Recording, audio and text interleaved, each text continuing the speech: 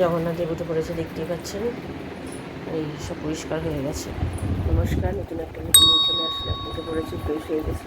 মাসি চলে আসবে এই মাত্র, 9টা বাজে। আমার ছেলেরও ছুটি হওয়ার টাইম হয়ে গেছে, ছেড়ে দেবে আন্টি।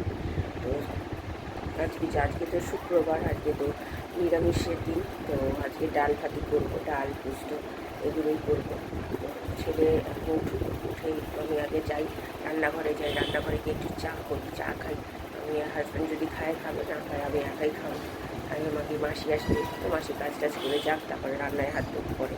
তো ঠিক আছে, চলুন। আজকে আর সকালবেলা থেকে উঠেই আর কী বলবো, যা গরম, মাথা টাথা। আজকে মাথা যন্ত্রণাটা একটু কম আছে, কারণ আমি 2 দিন ধরে যেভাবে মাথা যন্ত্রণাটা ধরেছিল ঘুম থেকে উঠেই, তো আজকে সেটা এখনও পর্যন্ত কন্টিনিউ হয়নি। যাতে না হয়, খুব কষ্ট হয় নাহলে। তো গরমটা খুবই পড়েছে, যা পড়েছে না, অস্থির হয়ে যাচ্ছে সব মানুষেরা। হঠাৎ করে এত গরম পড়ে গেল, বেশ ভালোই একটু গরমটা কম ছিল গত সপ্তাহেও।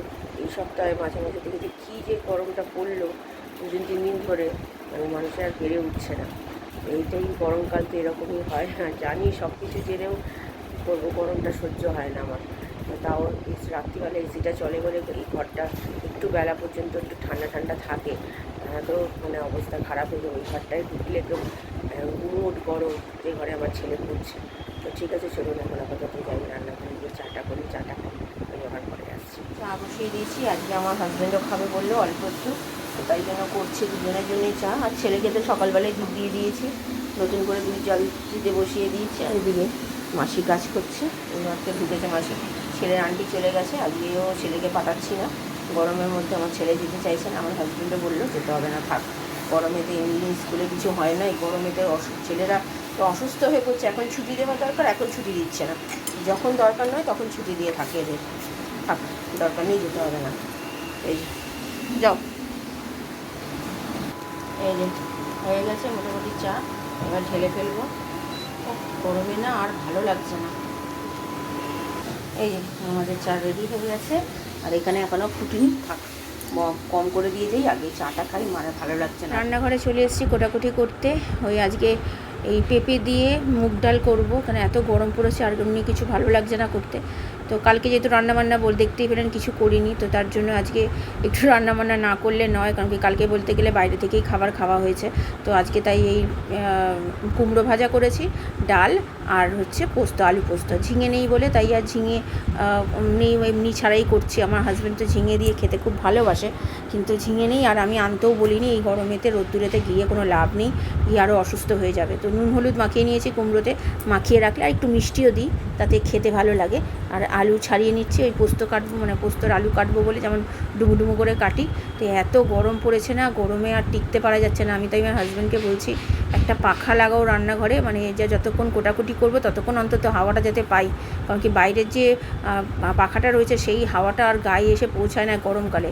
শীতকালের অসুবিধা হয় না, কিন্তু গরমকালে তো বুঝতেই পারছেন কী যে গরম পড়েছে, মানে মানুষ মরে যাওয়ার উপক্রম, মানে সেদ্ধ হয়ে যাবে একদম। তো যাই হোক, এদিকে আমার ডাল সেদ্ধ করাও হয়ে গেছে, এদিকে পেঁপে দিয়ে যে ডাল সেদ্ধ হয়ে গেছে, পেঁপেও সেদ্ধ হয়ে গেছে।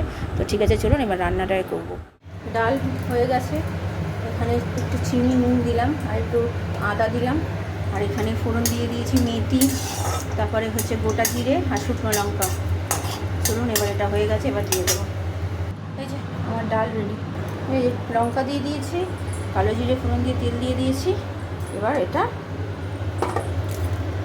আস্তে আস্তে ঢালবো।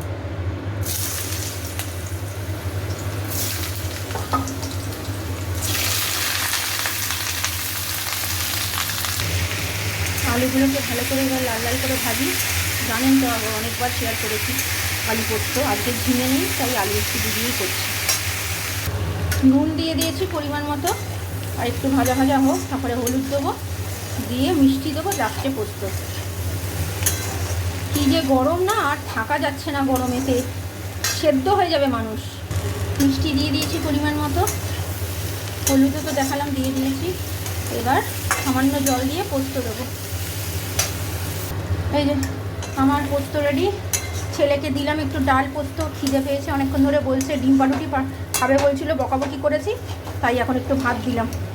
চলুন, আর এদিকে আমার ভাতও হয়ে গেছে, শুধু কুমড়ো ভাজলেই হয়ে যাবে। এই যে আমার পোস্ত হয়ে গেছে, এই যে দিয়ে দিয়েছি এখানে কুমড়ো ভাজাটা হোক, হলেই হয়ে যাবে। আর কিছু রান্না সব হয়ে গেছে, দুবেলার জন্যই হয়ে গেছে। পোস্ত দুবেলার জন্য করে নিয়েছি। আমি পরে আমার হাজব্যান্ডকে খেতে দিয়ে দিয়েছি। ডাল, কুমড়ো ভাজা, পোস্ত, লেবু আর ডাল। চলো তাড়াতাড়ি করে বেরিয়ে যাবে। এখন বাজে হচ্ছে 1:05। আমার গ্যাস এখনও পরিষ্কার হয়নি করে, এবার আমি যাবো স্নান করতে। চলুন, এই যে জলটা ভরে নিচ্ছি। জল এখন তো লাগছে বেশি, তার জন্য জল ভরে নিই। আর এদিকে গ্যাসটা সব পরিষ্কার হয়ে গেছে, জামা কাপড় সব শুকিয়ে গেছে, সেগুলোকে পাট করব। আমার হাজব্যান্ড বেরোবে, তো চলুন আগে এগুলো করে নিই কাজ, তারপরে আমি যাব স্নান করতে। ছেলে স্নান হয়ে গেছে, আমার হাজব্যান্ড বেরিয়ে যাবে, জলটা ভরে আমি যাব স্নান করতে। খেতে দিতে চলে আসলাম। ছেলে তো আগে খেয়েছে, তো আমি তাও বললাম এখন একটু খা। আর এটা হচ্ছে এবেলা আমার আর ছেলে ডাল, আর এটা হচ্ছে রাত্রিরের জন্য, আর তো কুমড়ো ভাজা আর সাথে লেবু। তো চলুন খাওয়া দাওয়া সেরে নিই, অনেক খিদে পেয়েছে। সকাল থেকে আমি কিচ্ছু খাইনি, শুধু একটু চা বিস্কুট খেয়ে রয়েছি। 2:30 বাজে, আমার হাজব্যান্ড খেয়ে তো বেরিয়ে গেছে, দেখতে পেলেন। আমি পরে আসছি। আবার দুপুরে কেমন খেলে? আজকে তো দুপুরে অল্প খেয়েছো, আজকে তো সকাল 12:15টার সময় খেয়ে নিয়েছো আজকে। কী দিয়ে খেলে 12:15টার সময়? ডাল আর কি? ভালো হয়েছে পোস্ত। আর দুপুরবেলা বলছিলে খাবে না, তাহলে কে খেলে ভাতটা? অল্প করে ভাত মেখে দিলাম। তুমি খেয়েছিলে বলে খেলে তো তোমার খিদে পেয়ে যেত না? বলে একটু পরেই খিদে পেয়ে যেত। তাহলে এখন খেলে আবার রাত্রিবেলা খাবে, বিকেলবেলা একটু অল্প করে দুধ দেবো, দুধ খাবে, তাহলেই তো হয়ে গেল। আর তুমি যদি এখন ভাতটা যদি না খেতে, তাহলে বিকেল হলেই মাম্মা এটা খাওয়াও, মাম্মা ওটা খাওয়াও করে পাগল করে দিতে। খিদে পেয়ে যেত তো বলো। 12:15টার সময় খেলে তো সবার তো খিদে পাবেই। না বাবা, এখন একদম নয়, বাইরের খাবার অনেক হয়ে যাবে। কালকেই তুমি তন্দুরি খেলে না? হ্যাঁ, ওরকম করে না, তুমি ভালো ছেলে তো। চলো এবার তো শুয়ে পড়ো, সকালবেলা উঠেছো, যাও শুয়ে পড়ো, বিকেলবেলা আবার আন্টি আসবে। চলো, গুড ইভিনিং। এখন বাজে 3:30, খাওয়া দাওয়া সেরে উঠেছি। 3:05 হবে। ছেলে খাবে না করছিল। ছেলেকে তো 12:15টার সময় শুনতেই পেলেন, ও খেয়েছে, একটু দুটো ভাত দিয়েছিলাম, ওর খাওয়ার অভ্যেস তো, খিদে পেয়ে গেছিলো, তো তার জন্য খাবে না বলছিল, জোর করেই দিলাম অল্প করে ভাত, তো খেয়েছে। আর যা গরম পড়েছে, ওরে বাপরে বাপ। রান্নাবান্না করতে তো দেরি হয়ে গেছে, আজকে খেয়ে দিয়েছি, এই জন্য খেতেও দেরি হয়ে গেছে। গরমের মধ্যে আমি করতে পারছি না, কোটাকুটি করছি, যেইটুকু টাইমে কোটাকুটি করেছি, তো সেইটুকুনি টাইমের মধ্যে আমার মনে হয় অর্ধেক এনার্জি লস হয়ে গেছে। ঘেমে নিয়ে পুরো স্নান, তারপরে একটু বসে নিয়ে কোটাকুটি করে বসে তারপর রান্না করেছি। ভেবেছিলাম একেবারে যে রান্নাবান্না করে বেরোবো, সেটা আর করা হলো না। 10-15 মিনিট ওখানেই খেয়ে গেল টাইম। তো এই তো হচ্ছে, যা গরম পড়েছে, তাই আমার হাজব্যান্ডকে বলেছি একটা পাখা লাগাতে রান্নাঘরে, কারণ কি বাইরের আমাদের যে ডাইনিং প্লেসে যে পাখাটার হাওয়াটা গিয়ে রান্নাঘরে, এই গরমের যা গরম পড়েছে ওটা গিয়ে গায়ে পৌঁছাচ্ছে না, মানে অসুস্থ হয়ে পড়বো, রান্না করতে পারছি না। রান্না না করে বাইরে থেকে খেতে হচ্ছে, তার মানে আমাকে ডবল করে খরচা। সবজিপাতিও ঘরে থাকবে, আবার বাইরে থেকেও কিনে খাবো, সেই জন্য কী করবো, সেই জন্য আমার বাধ্যগত খেতে হয়। এক এক সময় এতটা শরীর খারাপ লাগে, তখন এই জন্য বলেছি দেখা যাক কী করে আমার হাজব্যান্ড। তো ঠিক আছে, চলুন এখন একটু রেস্ট নিই, আমি পরে আবার বিকেলে আসছি। দিতে বসে গেছে, দেখতেই পাচ্ছেন। এখন বাজে 7:20।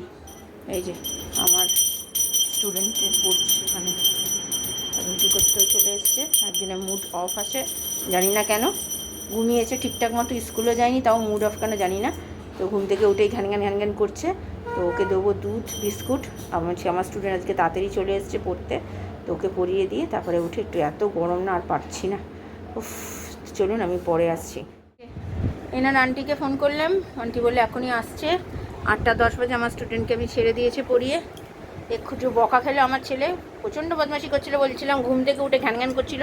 কী হয়েছিল, তুমি ঘ্যান করছিলে কেন? হ্যাঁ হ্যাঁ, কী ব্যাপার? ঘ্যান কিসের? গরমেতে ঘ্যান হচ্ছে? তাহলে কিসের জন্য এত ঘ্যান হচ্ছে? তুমি তো আজকে স্কুলেও যাওনি, তাহলে তোমার তো আজকে তো শরীর, তুমি দুপুরবেলা ভালোই ঘুমিয়েছো, তাহলে এরম করলে হয়? এই যে বকা খেলে ভাল লাগছে? সত্যি কি বলবো। চলুন পরে আমাদের খাবার বেড়ে নিয়েছে, আমার আর ছেলের একসাথে নিয়ে নিয়েছি। আর এই নিয়েছে আমার হাজব্যান্ডের। আজকে এই ঘরে বসে খাচ্ছি, এসিটা চালিয়েছি আজকে, অনেকদিন এই ঘরে এসিটা চালানো হয় না, নাহলে নষ্ট হয়ে যাবে, তো তার জন্য। তো চলুন খাওয়া দাওয়া সেরে নিই। এখন 11টা বাজতে 10 মিনিট বাকি, তো আমি পরে আসছি। আবার অনেকদিন পর রসগোল্লা নিয়ে এসছি, আমার আজকে খেতে ইচ্ছে করছিলো, আমার হাজব্যান্ড ঠিক বুঝতে পেরে গেছে। আরেকজনকে দেখুন, রসগোল্লার বেলা একা একা খাওয়া না, খাও। খাওয়া দাওয়া হয়ে গেছে, এখন 11:30 বাজে। তো ভালোই খেয়েছি, রাত্রিবেলা পোস্ত দিয়ে রুটিটা খুব ভালোই লাগলো। আর রসগোল্লা এনেছে, রসগোল্লাটা এত ভালো কি বলবো, মানে বড় বড় যেমন পিস, দামও সেরকম, 15 টাকা এক একটা পিস, খেতে এত সুন্দর। তো 2 পিস রয়েছে, তো কালকে 2 পিস রয়েছে, তো 3 জন আমরা, তো সেটাই বুঝতেই পারছেন কাড়াকাড়ি চলবে কালকে, বিশেষ করে আমার ছেলে। এত ভালোবাসে মিষ্টি খেতে। ও লাড্ডু লাড্ডু অত ভালো খায় না, কিন্তু একটু রসগোল্লা, লেডিগিনি এগুলো খেতে খুব ভালোবাসে।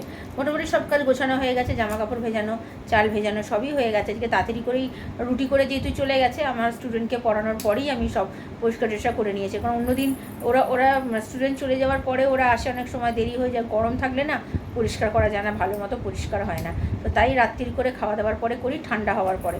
তো আজকে যখন ঠান্ডা হয়ে গেছে তো ফেলে রেখে লাভ কিছু, সেই জন্য আমি করে নিয়েছি। তো চলুন ভিডিওটা তাহলে আর বড় করছি না, ভালো লাগলে লাইক শেয়ার সাবস্ক্রাইব করবেন। কালকে নতুন একটা ভিডিও নিয়ে চলে আসবো। আপনারা ভালো থাকবেন, সুস্থ থাকবেন।